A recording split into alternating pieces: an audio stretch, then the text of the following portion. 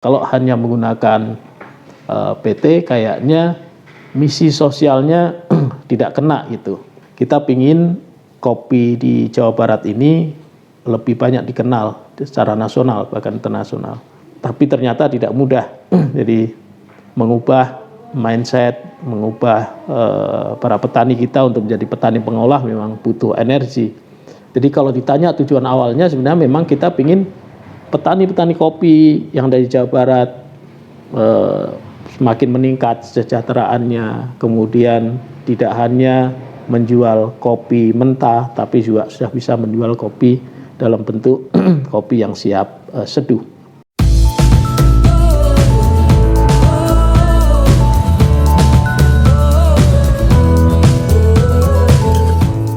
Salah satu tantangan kita adalah bagaimana kita menyiapkan produk yang itu bisa ditekan harganya, lebih efisien, kemudian kualitasnya tetap terjaga. Nah, salah satunya adalah penguatan kelembagaan. Kemudian di sisi produk, KMM produk yang tertuanya adalah kopi sejak tahun 2012.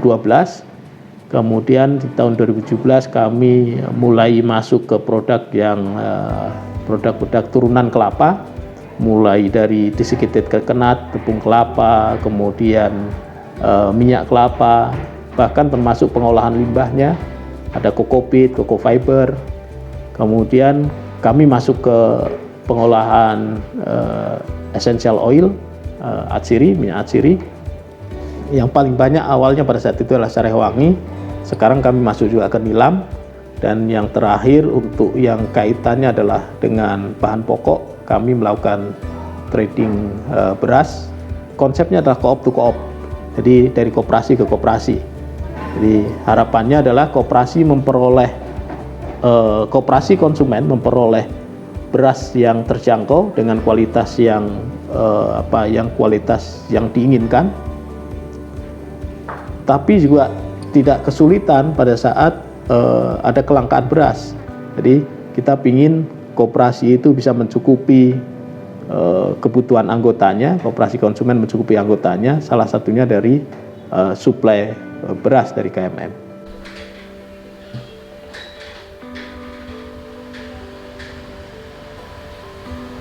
Kami pernah melakukan ekspor kopi, walaupun itu kami lakukan bersama-sama dengan teman-teman yang lain.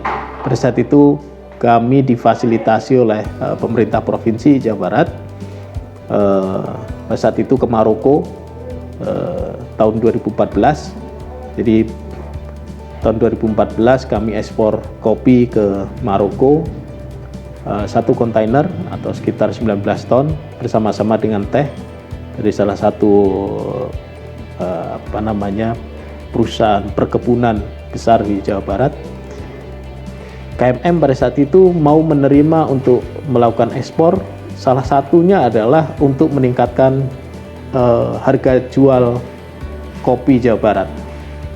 Kenapa? Karena pada tahun itu, karena persiapannya sejak tahun 2013, pada tahun itu kopi Arabica Jawa Barat belum dilirik oleh kopi secara nasional, apalagi dunia.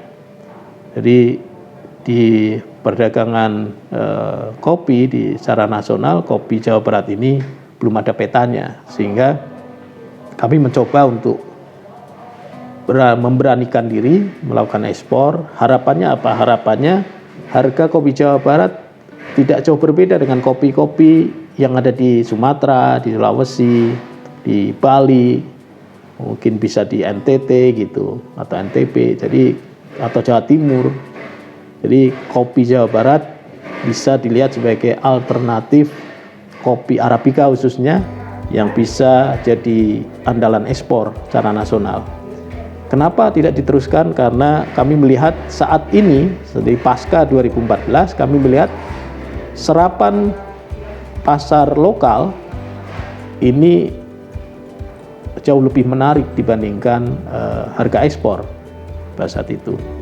Jadi kalau harga ekspor pada saat itu harganya sama dengan harga lokal, kayaknya banyak petani atau prosesor juga tidak akan ikut mendukung ekspor ini. Kenapa? Karena konsep kami sebenarnya bukan KMM-nya secara kelembagaan sendiri yang melakukan ekspor, tapi harapannya adalah KMM ini mengajak bersama-sama petani-petani dan prosesor lain untuk melakukan ekspor. Ke depan KMM mungkin akan masuk lagi ke ekspor dengan catatan satu, harga mestinya lebih baik dibandingkan harga lokal. Yang kedua, ada nilai tambah bagi petani. Yang ketiga, ekspor ini harus berkelanjutan. Jadi tidak hanya satu kali kirim tahun ini kemudian berhenti, tidak, tapi berkelanjutan. Kita sadar bahwa realitanya lebih banyak kopi-kopi kita ini adalah kopi-kopi kelas reguler, komersial, yang itu memang harusnya pasar ekspor. Jadi ke depan memang KMM akan coba masuk lagi.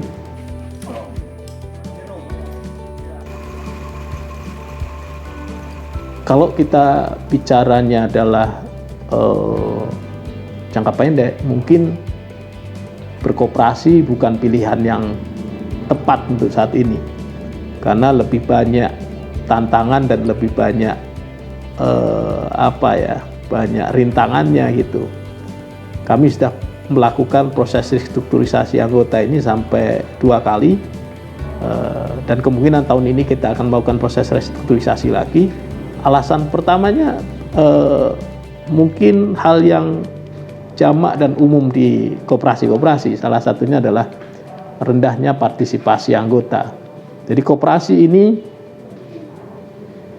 tidak bisa jalan dan tidak bisa hidup, umurnya tidak akan panjang kalau tidak ada partisipasi dari anggota, karena koperasi ini adalah milik anggota. Ini yang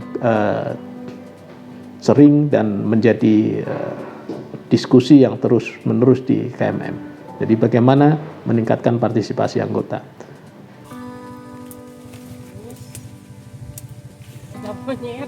Kami yakin ini sektor pertanian ini sebenarnya lah yang namanya manufaktur yang sebenarnya. Jadi inilah fabrikasi yang sebenarnya. Mungkin kalau ada industri otomotif atau industri elektronika, itu menurut kami bukan manufaktur yang sebenarnya. Manufaktur yang sebenarnya justru ada di dunia pertanian. Kenapa? Karena kita mungkin baru sadar sekarang bahwa kopi yang tidak jauh dari kultur masyarakat Sunda dari dulu ratusan tahun, sekarang baru diangkat. Mungkin 1 dekade terakhir ini baru diangkat, 10 tahun terakhir ini diangkat. Kemudian dan itu ternyata kaum milenial sangat masuk.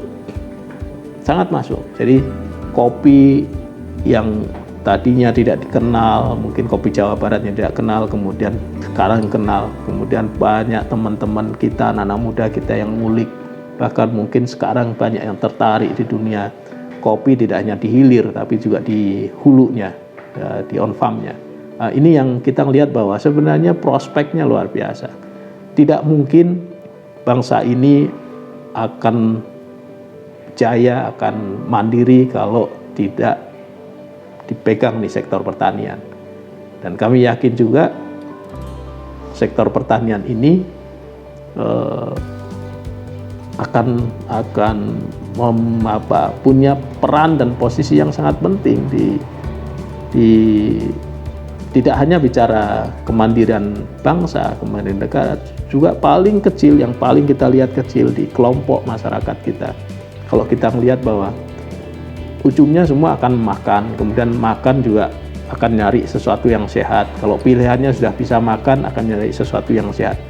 Dan sesuatu yang sehat ini ke depan, di masa depan kami yakin bahwa produk-produk pertanian itu harus bisa ditelusuri atau ketelusuran, traceable.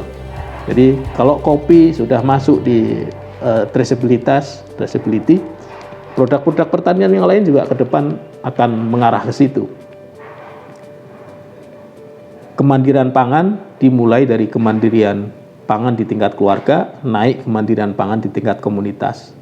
Komunitas yang paling kecil kami melihat di tingkat koperasi. Jadi koperasi anggota-anggotanya suatu saat akan berpikir bahwa bagaimana saya bisa mencukupi pangan yang sehat, pangan yang berkualitas. Kenapa? Karena kita sudah membuktikan namanya penyakit yang aneh-aneh itu diawali dari makanan yang kurang sehat yang selama ini sudah banyak dikonsumsi oleh masyarakat kita. Jadi koperasi itu adalah tempat untuk menghimpun dari sisi produsen, dan koperasi juga menghimpun sisi konsumen. Jadi ini akan ketemu. Sehingga kami yakin bahwa saat ini koperasi masih bisa jadi solusi. Solusi tidak hanya bagi selama ini kalau orang lihat bahwa koperasi itu adalah simpan pinjam, bukan. Justru koperasi yang harus kita kembangkan bersama adalah koperasi produsen saat ini. Kami juga tidak menafikan bahwa dunia pertanian saat ini kurang menarik bagi teman-teman di milenial, karena mungkin lihatnya saat ini bertani itu adalah capek, panas, dekat dengan kemiskinan gitu ya. Tidak bisa dikontrol harganya, sangat rentan terhadap pasar. Justru itulah yuk kita membuat sistem bersama.